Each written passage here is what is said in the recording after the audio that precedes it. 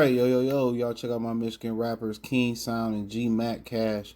Just dropped a new hip hop singles. The Butchers is out on all digital platforms. Make sure you tune in and check them out. The Butchers by King Sound and G Mac Cash. Links in the description. Make sure you check it out. YouTube Music, Spotify, Apple, regular YouTube. So make sure you go support these brothers, man. And peace.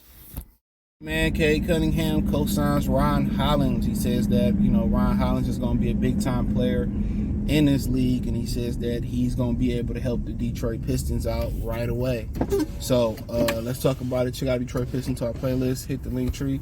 Check me out on X, Instagram, Spotify, Cash App, Venmo, PayPals. Hopefully, y'all enjoying the vertical streams while I'm walking miles. But the Lion season, I'll be definitely back at the desk. Come on, man. Why are you trying to run this light? And you're not supposed to turn right there. But so he basically saying that he gonna be able to help them right away, and that's the question. It's a log jam at that wing spot. I think Ron can give you some time at the 2, the 3, the 4, multiple positions, but once you start to look, you just feel like it's a trade that gotta be on the horizons for the Detroit Pistons. That's how I feel. It feels like a trade gotta come. Ivy, Stewart, you got a Shore, you got a bunch of guys that's log jam at the wing positions. You know what I'm saying? You got a log jam of guys that's at that wing position, man. So I feel like a trade at guard/wing. I feel like a trade is probably on the horizon at some point. Maybe not before the season. I mean, you got guys. Laurie Marketing said he wanted to stay in Utah. Not surprising. Take that 5 you want to take it. You got some Brooklyn Nets that could be, making some room to go get Cooper Flag and all that stuff. So, it just seemed like I got a log jam. Shore and Ron Hollins can do the same thing, but it seemed that Ron maybe could continue to grow a little bit more, get stronger, and be able to play that 4 spot. So, Shore can play the 2 spot too. So they could be at 2 and a 3, they could be at 3 and a 4. Who really actually knows, to be honest. So, but him helping us next year, really. In some of the potential lineups, I mean, where do you put him at? Do you prioritize shooting around Cade Cunningham? These dudes are irritating this morning. They all trying to get over to the left lane. They're trying to get as far up as possible, then cut people off. But nonetheless, about my traffic this morning. But yeah, so that's the thing about it, because if that lineup go Cade Cunningham, Beasley, the 3 spot is gonna be interesting.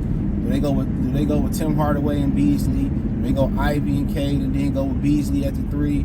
That's an interesting thing. So, not you really just stop the whole freeway, bro. These people can't drive. They cannot drive, bro. This nigga's a fucking idiot, dude. I swear to God, I hate y'all suburban drivers, dude, with a passion. Y'all are like the worst drivers of all time. You could have got over 50 feet ago.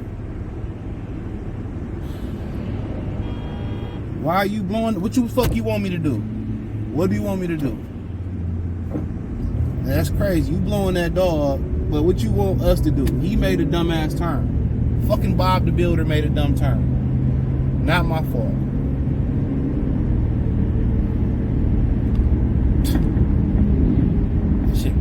Y'all cannot drive in the suburb. Dearborn especially, y'all the most non-drivingest people in history. But y'all people out here, where I stay at, trash. I don't know. The only reason y'all insurance rates is cheaper because the theft is there. But my homegirl told me her car got stolen out here. So insurance rate shouldn't be cheaper. Detroiters, like the actual Detroiters, not y'all fake ones. I'm in Dearborn, that's Detroit. No, you in Dearborn. You in Dearborn Heights. You know what I'm saying? You in Livonia. The actual Detroiters are the best drivers.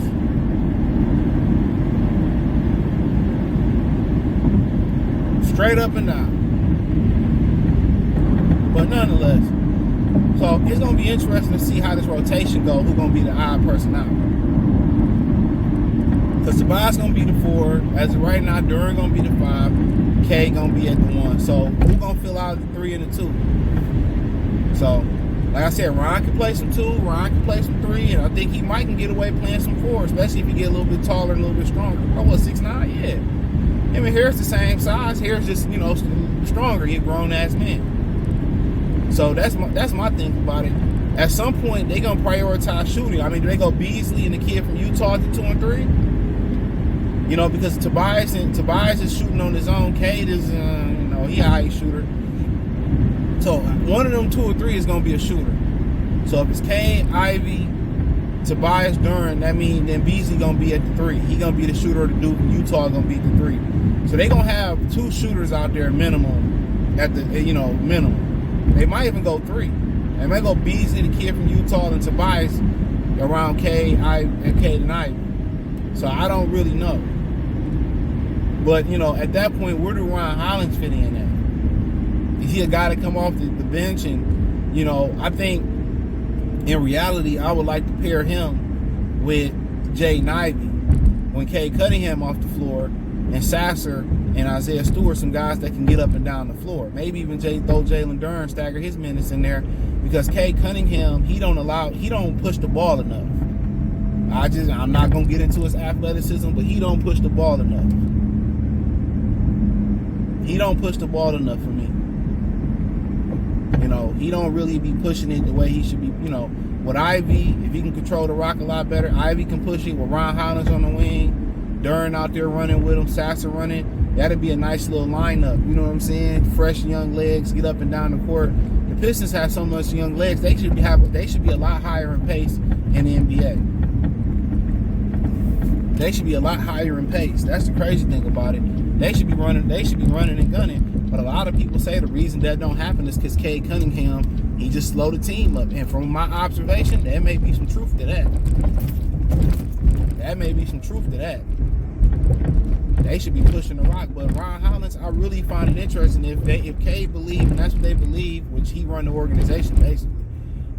If that's what they believe and he can help them right now, where do he fit in at? I think he would fit in off, in the lineup with Jaden Ivey, Sasser, and like Duren or Isaiah Stewart running up and down the floor, really pushing the pace and being a change of pace group. Kind of remember how Lindsey Hunter and Mike James used to come in and they used to pick up 92 feet. Or is it 94 feet in the NBA? I think it's 92 in the Olympic play. 94 feet. And they used to be pit bulls. You know what I'm saying? And they used to be pit bulls. And they should just change the complexion of the game and press. I think Ivy, Hollins, and Duren could really be the change of pace. They could really be the change of pace that the Pistons are looking for. That's what I think. They could be the change of pace lineup that the Pistons are looking for. Sasser, they can get up and down the floor. You throw Simone in there with them. He